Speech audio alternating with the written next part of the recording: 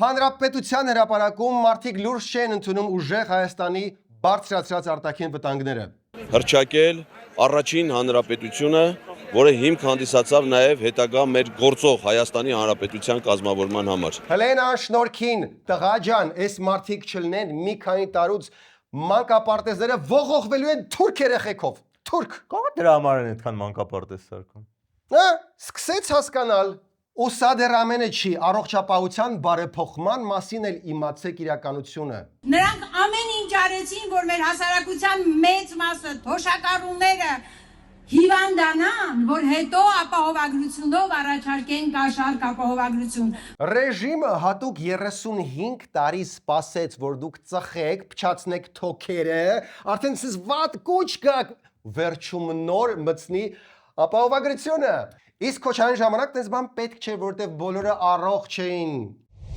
Դա փոքրիկ կտոր էր։ Մնացածը դիտեք մեր YouTube-յան ալիքում։